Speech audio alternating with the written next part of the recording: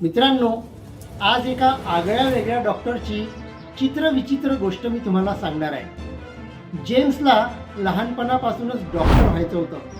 त्यासाठी तो रात्रंदिवस अभ्यास करून मेहनत करून हिडेनबर्ग वैद्यकीय महाविद्यालयामध्ये ॲडमिशन करतो आणि शल्यचिकित्सक म्हणून पदवी घेतो। नंतरच्या काळामध्ये ब्रिटिश सैन्यामध्ये त्याला नोकरी पण मिळते आणि त्याची पहिली पोस्टिंग साऊथ आफ्रिकेमध्ये होते। त्या ठिकाणी सैन्याबरोबर काम करताना जखमी सैनिकांची सेवा करणे, त्यांच्या अवयवांना दुरुस्त करणे, हाडांची काळजी घेणे, या सगळे कामं तो शल्यचिकित्सक म्हणून करायचा आणि त्याचं आपल्या कामाप्रती प्रेम आणि समर्पण इतकं जास्त होतं की काहीच दिवसांमध्ये तो एक डॉक्टर जेम्स बेरी म्हणून प्रसिद्ध शल्यचिकित्सक म्हणून सगळीकडे माहीत झाला। सगळं जग त्याला ओळखायला लागलं। परंतु डॉक्टर जेम्स हा आपल्या खाजगी जीवनामध्ये कोणाला हस्तक्षेप करू द्यायचा नाही। त्याचे सहकारी असो की मग इतर रुग्ण, कोणालाही त्याचं खाजगी जीवन माहीत नव्हतं। याचं कारणच असं होतं की त्या काळामध्ये मग कुठलंही क्षेत्र असो, अगदी सैन्य का असेना, परंतु स्त्रियांना काम करणं केवळ अशक्य होतं। हो मित्रांनी, तुम्ही बरोबर ऐकलंय, स्त्रियांना काम करणं अशक्य होतं। कारण डॉक्टर जेम्स हा मुळामध्ये एक स्त्री होता।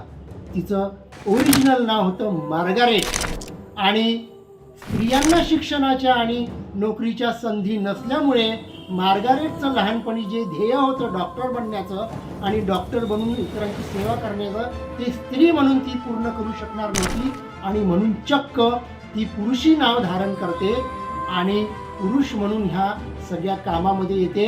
आपल्याला आश्चर्य वाटेल की जवळपास 70 वर्ष तिने आपलं स्त्रीत्व लपवून ठेवते इतरांपासून आणि पुरुष म्हणून समाजाची सेवा करते। मार्गारेटच्या या उदाहरणावरून आम्हाला असं लक्षात येतं की आज आम्ही ज्या स्त्री पुरुष समानतेच्या गोष्टी करतो ती किती कठीण गोष्ट होती। जुन्या काळामध्ये स्त्रियांना कुठल्याही प्रकारच्या संधी नव्हत्या आणि मग जेव्हा एखाद्या स्त्रीला असं काहीतरी आगळं आयुष्यात काम करायची इच्छा जेव्हा निर्माण व्हायची, तेव्हा तिला किती मोठा त्याग आणि बलिदान करावं लागायचं।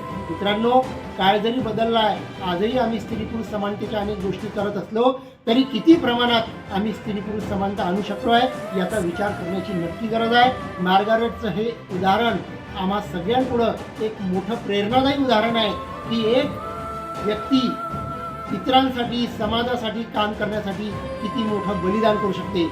मित्रांनो, आजचा व्हिडिओ जर तुम्हाला आवडला असेल तर नक्की याला लाईक करा, शेअर करा। धन्यवाद। जय हिंद।